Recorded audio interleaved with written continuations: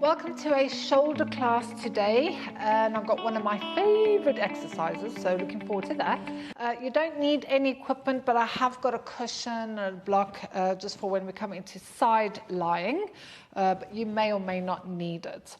So the first thing we're going to do is just come into a seated position. Now you can do this in a chair as well.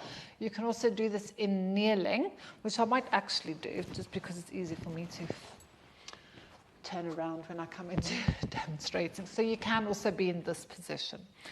So we're going to do something called dumb waiters, and this particular exercise is to help improve the movement within your shoulder joint. So I want you to imagine your shoulder joint and the femur bone, not the femur bone, the arm bone.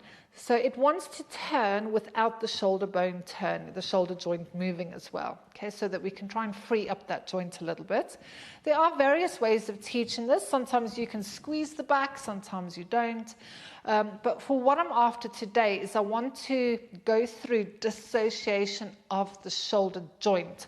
So moving the arm without the shoulder joint moving so that we can really free up this little bit of space in the shoulder joint. So, to start with, we're going to be in that position. So, I'm just going to turn quickly for you. So, the elbow is directly under the shoulder and the hand is in line with the elbow. So, imagine carrying a big tray of drinks. Okay? We're sitting nice and tall, draw the tummy in. Now, I want you to imagine you have a piece of paper stuck between your arm and your hip. So, you're holding that piece of paper there.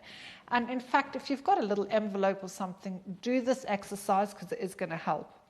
So as you take your arms out to the side, there'll be a point where if you go any further, I'm going to exaggerate it, we're going to come into that kind of shape. Okay, so we squeeze in the back muscles and then bring it in. Now this is not an incorrect movement, but for what I'm after today, we don't want to do that, okay? So as you take your arms out, there's going to be a point where you can't go any further. Then I want you to just hug those arms a little closer into the body, anchor the shoulders down, so really pull your shoulders down like you're trying to lock them into place so they don't move, and then see if you can take the arms a little further. It might be 1 millimeter further, and then pull it back in again. So taking the hands out, find the point where you think, oh, it's going to start to move. Hug those elbows a little closer in. Pull the shoulder blades down, and then see if you can take the arms a bit further, and then bring it. So let me come to the front. So hugging the elbows in, taking the arms out. Now you can see my elbows are stuck to the side, so be aware of your elbows coming out to here. So hug them in. So from here, I can't go anymore. I'm going to lock them, pull the shoulder blades down, give this a little bit of a squeeze here, and now can I take them slightly further? You can see there's hardly any movement. So for me, I'm feeling it down the side of the arm there. And just see where you feel it. But again, if your shoulder blades, if you're going out to there, I can guarantee the shoulder blades are moving. We're trying not to move it and then bring it back. So take it. There's a lot of body awareness with this particular one. Think of that piece of paper. Really hug your piece of paper in. Breathe in. Pull your shoulder blades down. Think of turning the arm bone inside of the shoulder joint. Oof. And then bring it back again.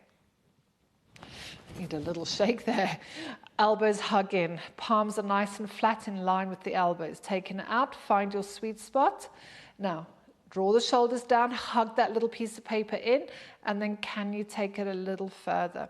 So this is improving the external rotating muscles of the shoulder joint. So it's the muscles that turn the arms outwards. And the problem we have in society is we are very internally rotated because we drive a lot, we sit on computers, we do all this kind of stuff. So the internal rotating muscles of the shoulder become a lot tighter. So this is what we are working on here.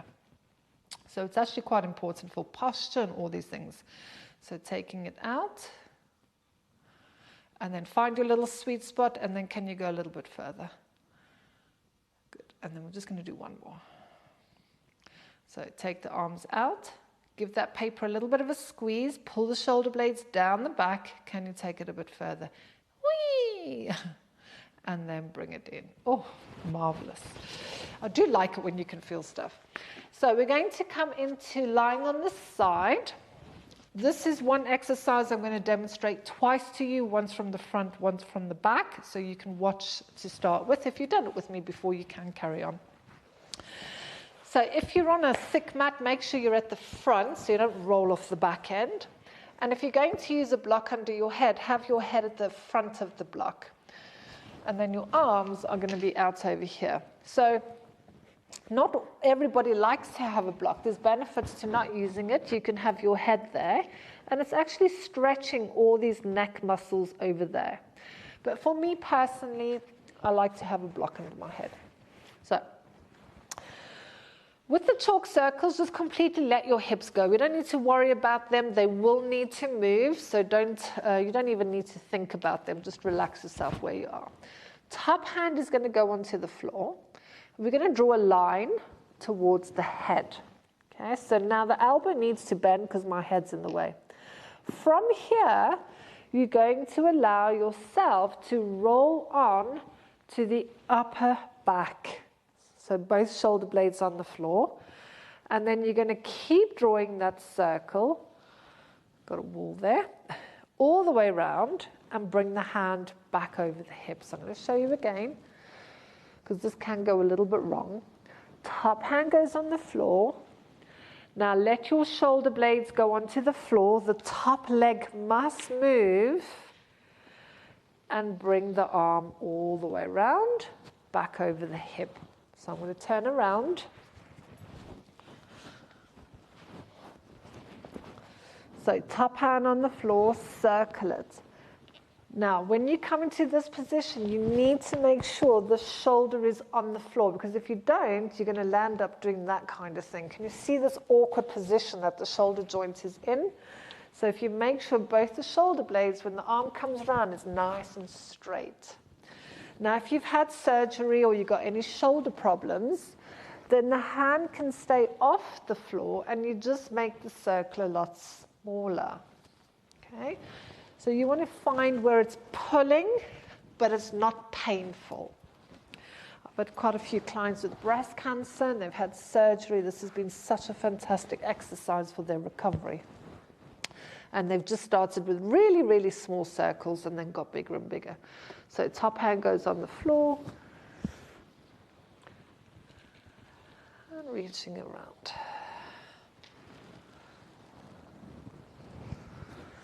And we just carry on, and you can close your eyes or keep them open. And now think inside of that shoulder joint again. Just this lovely big circle, doing a full range of motion. Now on your next circle, pay attention to the elbow. Does your elbow bend at any point, apart from when you've got to get it over the head? So if you bend your elbow, you lose a lot of the movement in the shoulder. So you really want to try and keep that arm as straight as you can, even if it means lifting it off of the floor. Good, last one. I'm not counting.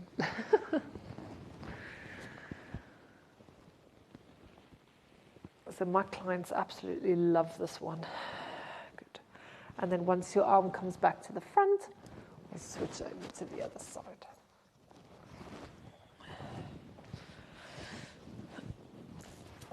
So we'll do the first one slowly, and then we'll speed it up a little bit. So top hand goes on the floor. Remember, just relax your hips. Draw a line to the head. And then from there, let your shoulder blades go onto the floor. And don't be surprised if one side feels a little bit more stiff or a little bit more sticky. Taking the arm all the way around and over. There's usually a little bit of an imbalance in the body, just from all our daily habits. And then reaching it round. So if that feels okay, there's no pain, then really try and reach those circles a little further.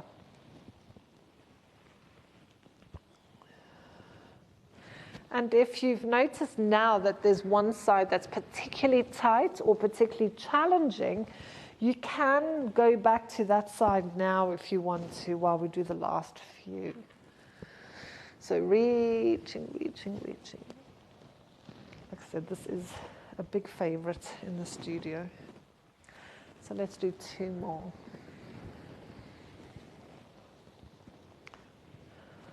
So if you ever have frozen shoulder, this is a fantastic one. Or if you're going to go and have an injection to numb it, then it's the perfect exercise to do to get that mobility back. And then once your hand comes back to the front, relax. Bring your hand, yourself back up again. Just coming into a nice, comfortable seated position. Just have some shoulder rolls. So I hope you enjoyed our little class today. As I say, chalk circus is one of my favorites, so I hope you enjoyed it as well, and you can feel that lovely range of motion within your shoulder joint now. So take care, and I'll see you soon. Bye.